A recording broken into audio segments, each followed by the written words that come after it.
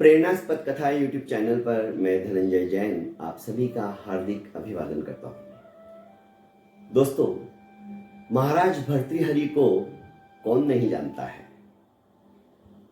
उज्जैनी नरेश, जिनका की नाम आज दिग दिगंत में व्याप्त है, ऐसे विक्रमादित्य उनके वे ज्येष्ठ भ्राता थे, चचेरे भ्राता थे।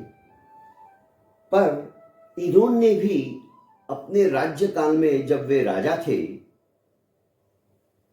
अपना यशोगाथाएं, अपना नाम, अपनी ख्याति दिग दिगंत में व्याप्त कर दी थी, क्योंकि अत्यंत विचक्षण प्रतिभा के धनी थे,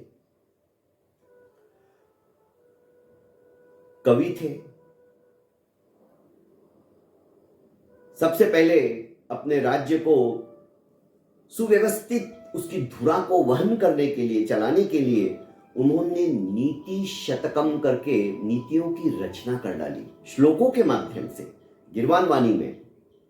आज भी उनकी नीतियां यत्र तत्र सर्वत्र प्रसारित हो चुकी हैं। अपनी पत्नी पिंगला से वे बहुत ज्यादा प्रेम करते थे। फलस्वरूप उन्होंने कहा कि पत्नी के बिना, स्त्री के बिना पुरुष का जीवन व्यर्थ है। संसार की अद्वितीय रचना यदि कोई है भगवान की बनाई हुई, तो वह स्त्री है। और जब वे किसी भी कविता को रचना करने के लिए उद्यत होते थे, समुद्यत होते तो उसके अंदर डूब जाते थे। उन्होंने स्त्री के प्रति अत्यधिक प्रेम होने के कारण से अपने पत्नी के प्रति फलस्वरूप श्रृंगार शतकम की रचना कर डाली। आज भी जो कल्पना है कवि की अद्वितीय दोस्तों, उन्हीं दृष्टांत शतकम, श्रृंगार शतकम की बातों से ही आजकल के जो गाने हैं, तेरे होठों के दो फूल प्यारे प्यारे, ये कवि की जो कल्पना है, ये श्रृंगार शतकम से चुराई हुई है सारी। तुम्हारी जो जुल्फे है वो घटाओं की तरह है, तुम जब चलती हो तो नागिन की तरह तुम्हारी चाल है, अटखेलियां करती हुई तुम चलती हो। तुम्हारा जो कटी प्रदेश है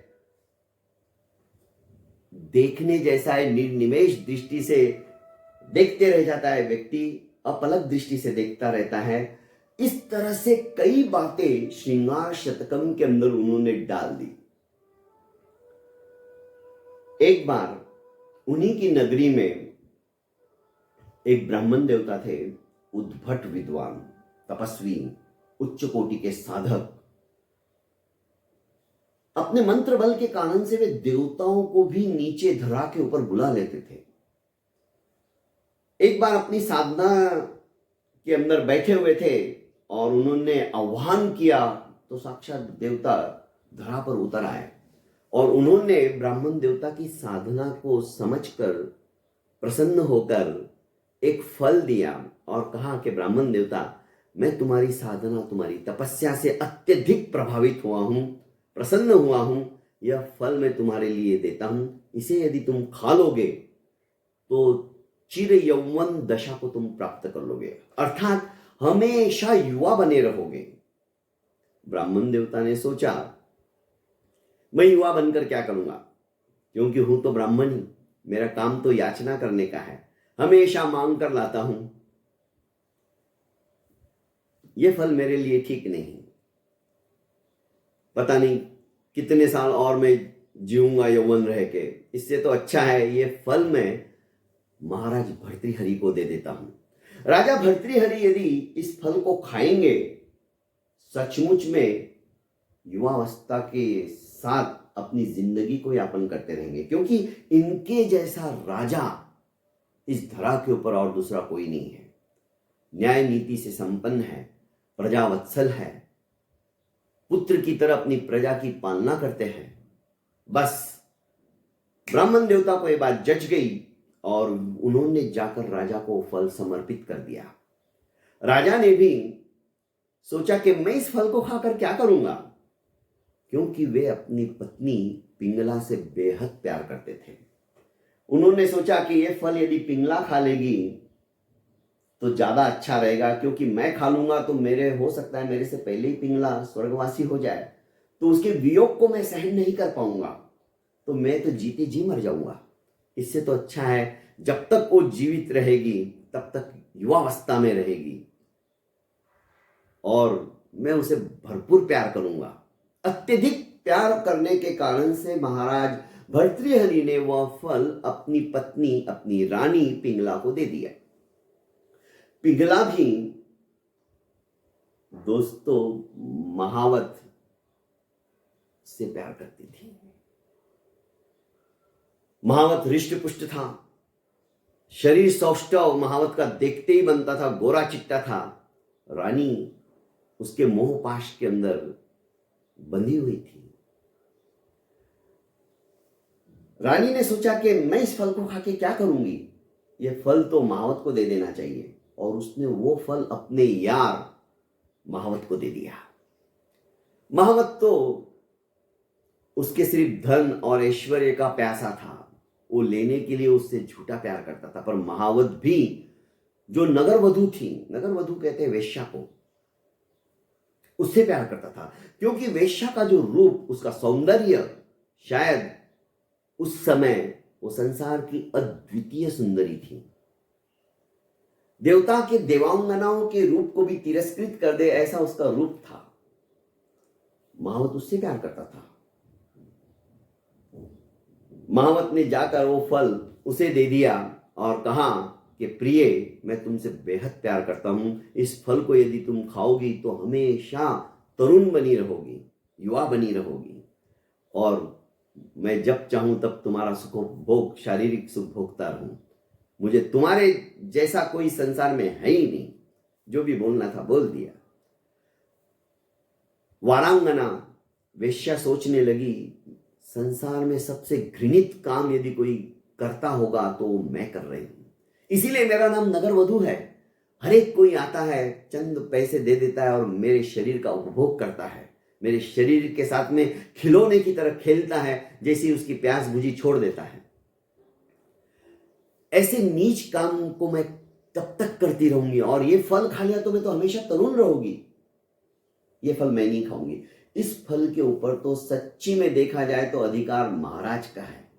राजा न्याय संपन्न है, न्याय नीति के जानकार है, प्रजा की पालना अच्छी तरह से करते हैं। ये फल तो सचमुच में उन्हीं को देना चाहिए और उन्हीं का इसके ऊपर अधिकार है।